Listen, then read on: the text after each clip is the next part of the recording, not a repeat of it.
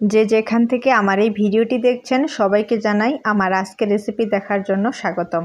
আজকে আমরা হুবহু বেকারির স্বাদে পারফেক্ট একটা বিস্কুট ঘরে তৈরি করব।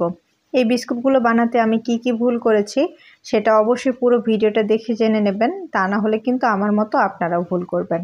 হাফ কাপ পরিমাণে চিনির গুঁড়া, হাফ কাপ পরিমাণে রান্নার তেল দিয়ে দিলাম। তারপর একটা হ্যান্ড উইচ দিয়ে খুবই ভালো করে মিক্স করে নিতে হবে। যতক্ষণ না পুরোপুরিভাবে চিনিটা গলে যায় ততক্ষণ কিন্তু মিশিয়ে নিতে হবে। চিনির যাতে কোনো দানা না থাকে সেটা খেয়াল রাখবেন। তো যখন খুবই ভালো করে মিক্স হয়ে যাবে তখন এখানে 1/4 চা চামচ খাবার সোডা আর হাফ চামচের চেয়ে একটু কম হবে বেকিং পাউডার দিয়ে দিলাম, আর দিয়ে দিলাম স্বাদ মতো লবণ। হাফ চামচ ভ্যানিলা এসেন্স দিয়ে খুবই ভালো করে মিক্স করে নিচ্ছি। আর ভুলটা হয়েছে আমার এইখানেই, ভ্যানিলা এসেন্সটা দেওয়ার পরই চিনিটা জমাট বেঁধে গেছে আর দানা দানা হয়ে গেছে, আর সেই কারণে বিস্কিটগুলোর শেপ একেবারে দেওয়া যায়নি, ফেটে গেছিলো। তো এখন একটা চালনিতে আমি নিয়ে নিচ্ছি 1 কাপ আর হাফ কাপ পরিমাণে আটা। তো প্রথমে আমি 1 কাপ পরিমাণে আটা দিয়ে ভালো করে চেলে নিচ্ছি। তো পরে আমি এখানে আবারও হাফ কাপ পরিমাণে আটা দিয়ে চেলে নেব। তো অবশ্যই আটাগুলো চেলে নেবেন, তাহলে আটার ভিতরে যদি কোনো ময়লা থাকে সেটা কিন্তু বের হয়ে যাবে।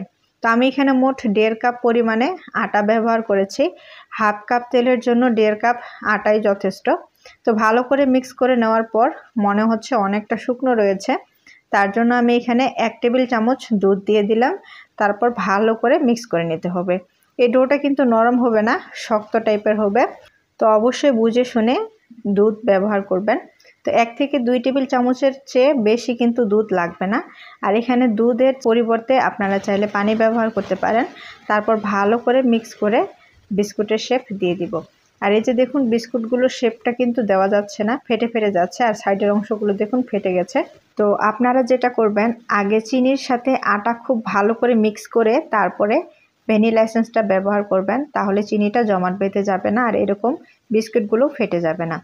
তো আমি একটা বেকিং ট্রেতে বিস্কুটগুলোকে সাজিয়ে নিচ্ছি। তো আমি এটা ওভেনে বেক করব, আপনারা চাইলে এটা চুলাও বেক করে নিতে পারেন। আমি 170 ডিগ্রি তাপমাত্রায় 25 থেকে 30 মিনিটের মতো বেক করে নিয়েছি। আর এই যে দেখুন আমার বিস্কুটগুলো কিন্তু তৈরি হয়ে গেছে। এই বিস্কুটগুলো হালকা একটু শক্ত হবে খেতে, তবে বিশ্বাস করেন খেতে কিন্তু হুবহু বেকারির মতোই স্বাদ লাগে। তো অবশ্যই একবার ট্রাই করে দেখবেন, আশা করছি ভালো লাগবে।